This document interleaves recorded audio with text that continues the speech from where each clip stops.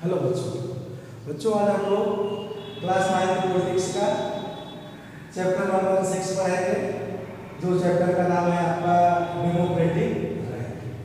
Democratic right. Democracy से संबंधित बहुत सारी चीज़ें बच्चों इस सब्जेक्ट में शुरू से ही कंटिन्यू करते आ रहे हैं। हमारे ख्याल से आप एड में भी बहुत कुछ पढ़े थे, याद है कि नहीं? राइट्स वगैरह बहुत पढ़े थे। चलिए यहाँ पे हम लोग फिर डेमोक्रेटिक राइट को एक थोड़ा और इंटरनली बेस में जानने की कोशिश करेंगे। What is the means of democratic right? Democratic right क्या है? एक तो राइट चलिए ठीक है अधिकार, लेकिन डेमोक्रेटिक उसमें क्यों जोड़ दिया गया, इसको हम लोग समझने की कोशिश करेंगे। तो बच्चों इस वीडियो में हम लोग क्या क्या देखेंगे? सबसे पहले देखेंगे why do we need rights in a democracy. इसका मतलब क्या होगा कि सबसे पहले हम लोग ये जानने का प्रयास करेंगे कि आखिर डेमोक्रेसी में राइट की आवश्यकता क्यों है। भाई डेमोक्रेसी है उसमें राइट की आवश्यकता क्यों पड़ रही है। अगला पॉइंट हम लोग देखेंगे rights in the Indian constitution. हमारे भारतीय संविधान ने किस तरह का राइट आपको दिया है बच्चों। अगला point right to equality. Right to equality कहाँ से आया है क्या। Last point we will discuss students right to freedom. So these are point on which today we are going to discuss students. First, why do we need the rights in our democracy?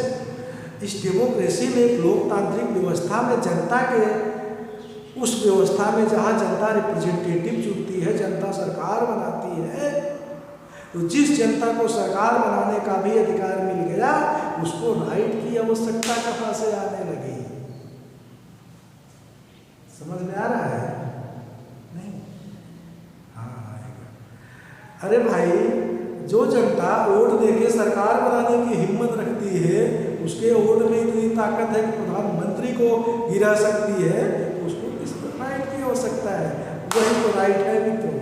बच्चों that is a right which giving to the power, giving the vote, it is the main right of you. ये सबसे प्रमुख अधिकार आपका है, जो आपको अधिकार देता है कि आप वोट देके सरकार बना सकते हैं, सरकार गिरा भी सकते हैं। अगर आपके द्वारा दिए गए वोट से कांग्रेस बीजेपी सरकार बन सकती है तो बच्चों वह सरकार गिर भी सकती है आपके वोट से। What is that? This is the right, students. It is the your right. Citizens voting right. आपके वोट की ही तो ताकत है। आप पढ़ने के लिए जा रहे हैं। Why do we right? Right in democracy. अरे डेमोक्रेसी से राइट निकाल लिया जाए।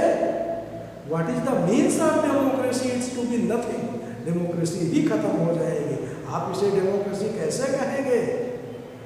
डेमोक्रेसी दैट मीन्स ऐसा शासन जिसमें जनता का शासन हो। भाई अगर उनका राइट आप खटा दीजिए तो सरकार मोनार्की हो गई, डिक्टेटरशिप हो गया।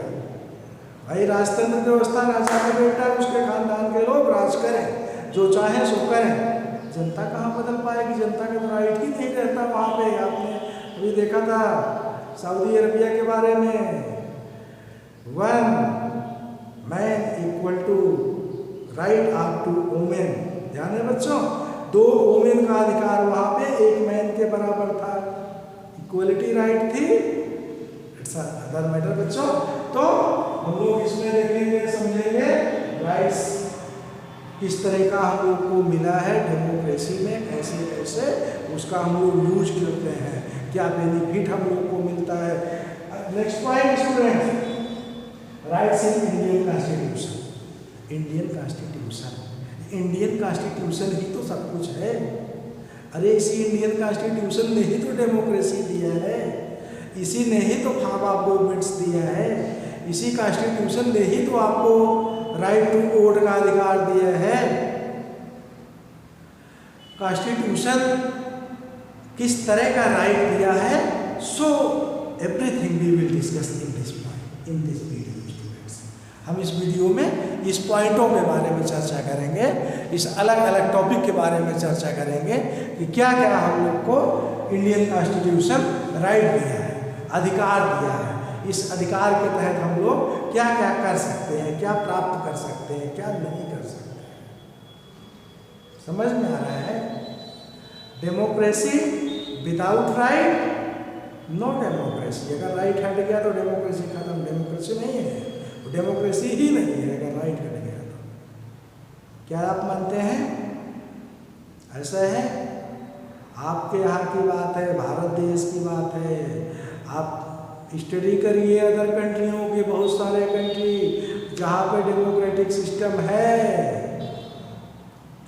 But no right like this whatever has been present right to your country. जिस तरह से आप लोगों को अधिकार, जनता को अधिकार, सिटीजन्स को राइट मिला हुआ है भारत देश में, इस डेमोक्रेटिक व्यवस्था में, कॉन्स्टिट्यूशन के अंदर में इस तरह की व्यवस्था, इस तरह के अधिकार हर देशों में नहीं मिला है। ऐसे भी देश हैं जहाँ डेमोक्रेसी होने के बाद भी वोट देने का अधिकार नहीं है। किसको? एक निश्चित कम्युनिटी को, निश्चित संप्रदाय को। So students, we are discussing about Indian system. So it is the main fact, it is the base which has been given our constitution. That is a right which should be implemented by me. ऐसा right होना चाहिए, ऐसा अधिकार होना चाहिए जो हमको मिले। ये नहीं कि लिख उठा कॉन्स्टिट्यूशन में all students have a right to take a free education in the government school. All students have a right to take a free education between 16 to 14 year age. Any person never can go in the exploitation industrious like such as place. Any such as little students which age below than 14, any person cannot use to he under such as serious or like that industries who has been poisonous. Means कोई भी व्यक्ति किसी भी बच्चे को इस तरह के खतरनाक फैक्ट्रियों में एम्प्लॉई, कार्यकर्ता, कर्मचारी के रूप में नहीं रखेगा। कौन कहता है? कानून कहता है, राइट कहता है। लेकिन there are one to different type of breaching to right also.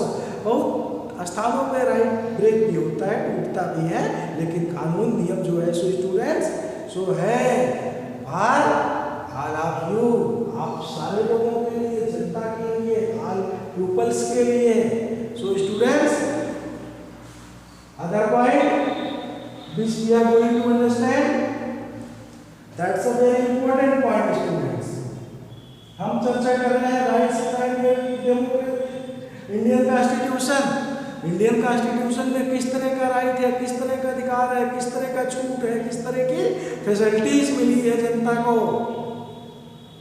तो समस्त राइट के साथ बहुत महत्वपूर्ण राइट मिला हुआ है, जिस राइट का अधिकार नाम है बच्चों fundamental right. You have to already understand about these rights.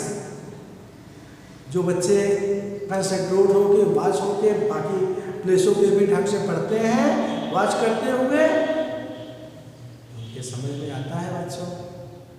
अब आपके समझ में दोबारा रिवीजन हो जा रहा है।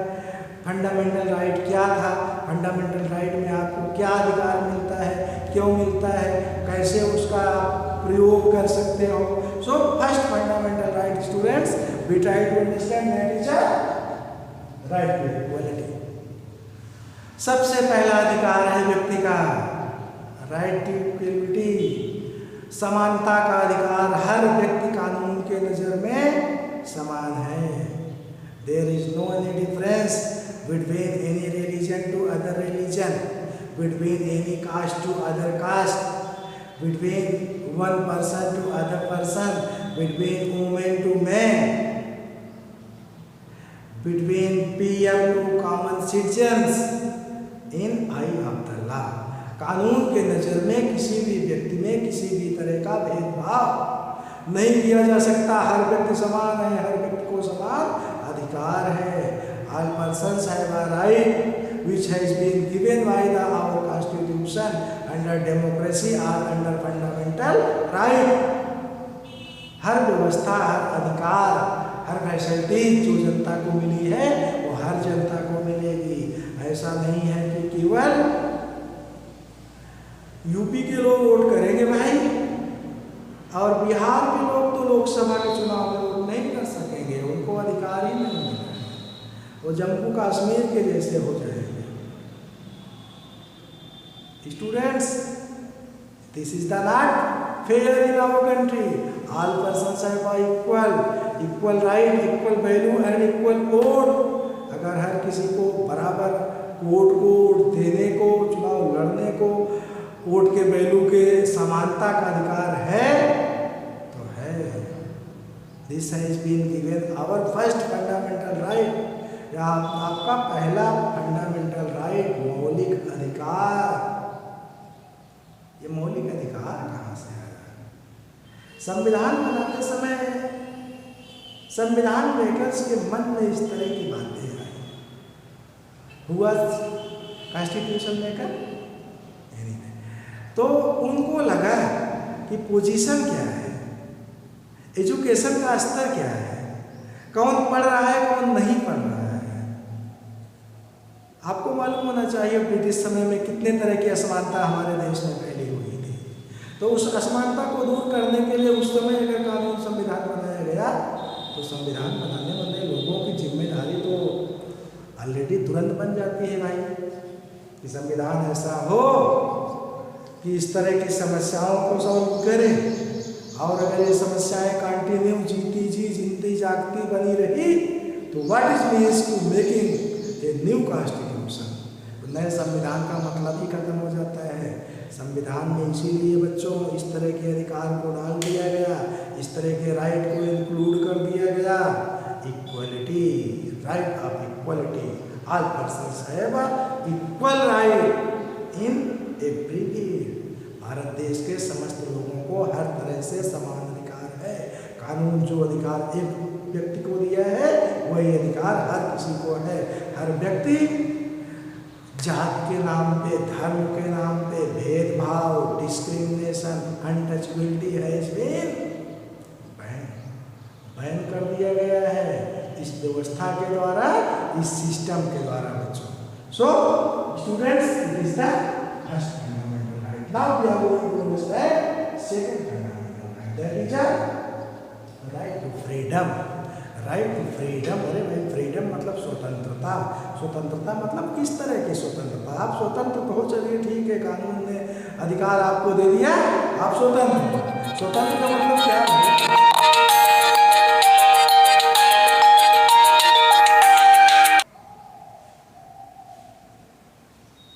मतलब आपका क्या हुआ?